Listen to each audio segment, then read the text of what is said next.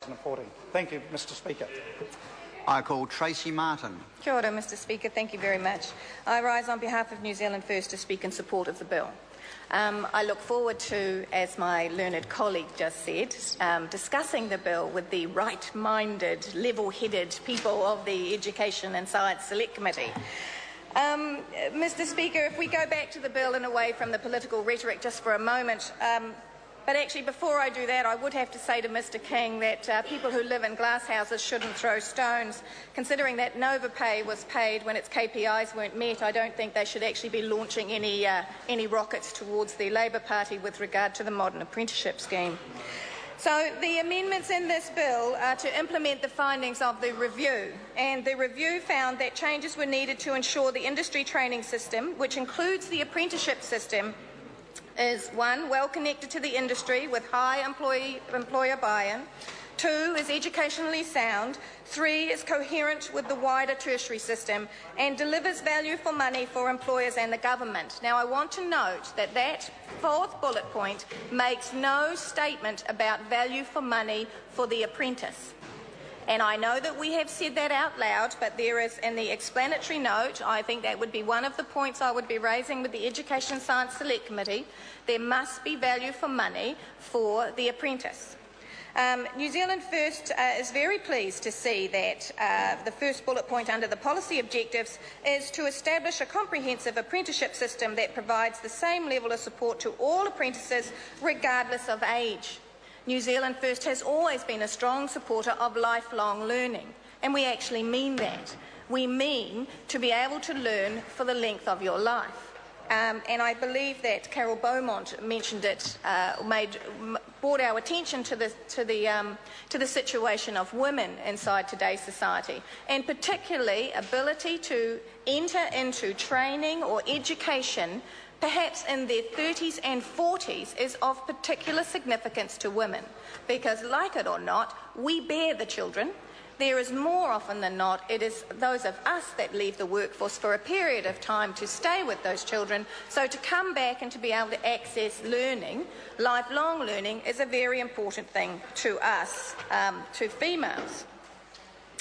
That also says here, it's also about the focus of the industry training organisations on setting skills standards for their industries and arranging training and clarifying the functions and powers of the NZQA.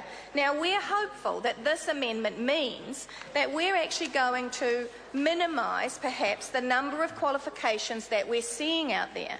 We're hoping that we're going to create a clearer standard around industry training certificates or qualifications, so that the parents of students, the parents and the future apprentices can be more confident that when they sign into an apprenticeship that they are getting high-value credits, that they are getting a high-value qualification, because at the end of the day, apprentices also pay for that training.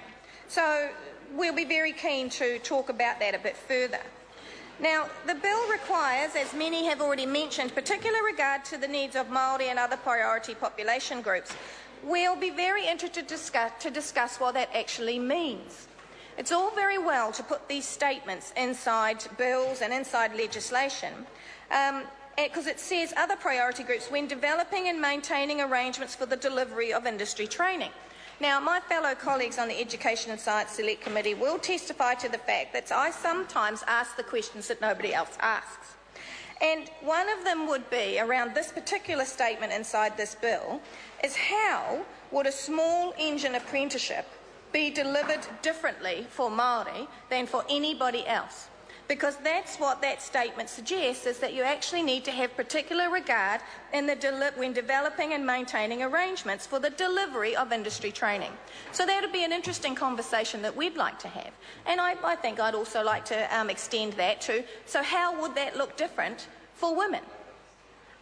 We are concerned that statements like this take away from the fact that actually the vocational pathways, the good work that's been done around the vocational pathways by the Ministry of Education and this government, is going to be modified in some way. Anybody that requires an apprenticeship to create a sustainable vocational pathway is a priority to New Zealand First. So we will be we would be looking forward to a conversation around that. We have some concerns also around NZQA operates on a cost recovery model. The bill allows NZQA to charge ITOs fees for its new quality assurance activities. Will the businesses that are able to gain this funding also have to pay those fees? So there is some concern, we believe, among the ITOs themselves and this fine print around businesses being able to deliver these services and whether they will also have to pay the fees and meet the same standards. So the conversation needs to take place. We've had some talk, New Zealand First talks quite a lot actually, when I'm talking to educational groups about widening the success criteria, and we see this as part of that move towards widening the success criteria rather than this narrow sort of a sausage machine that we're currently working with. So we are pleased to enter into this conversation, and throughout the close to 21-year history of our party, we've always said that we've always supported the training of New Zealanders and the fact that skill shortages should not be used as an excuse for mass immigration. And this has been ignored largely for the 20 years that New Zealand First has been saying it. So it's nice to hear the Green Party actually vocalise that right now, and I believe that other parties in the House are coming to the same conclusion. We can't keep importing skills and letting our own people be unemployed. So New Zealand First 100% supports the concept that New Zealanders should be trained before we start bringing in people from overseas. The construction industry has been mentioned a lot with regard to this bill, but there are some of the other apprenticeship areas that are currently on the skill shortage list are bakers, metal workers, plastic technicians, upholsterers and winemakers.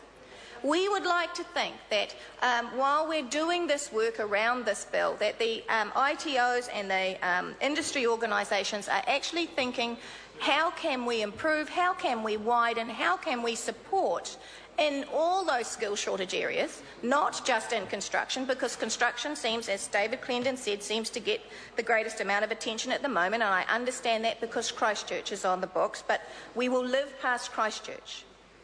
And we would also be very interested in the recognition, also David Clendon, and again the Greens and New Zealand First on this particular issue seem to have more things in common than we have against.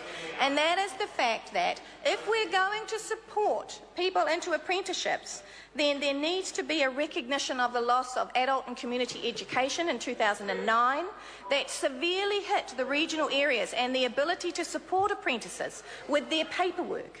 That needs to be supported and needs to be part of this conversation to make sure that apprentices in rural and semi-rural areas are able to access this sort of training.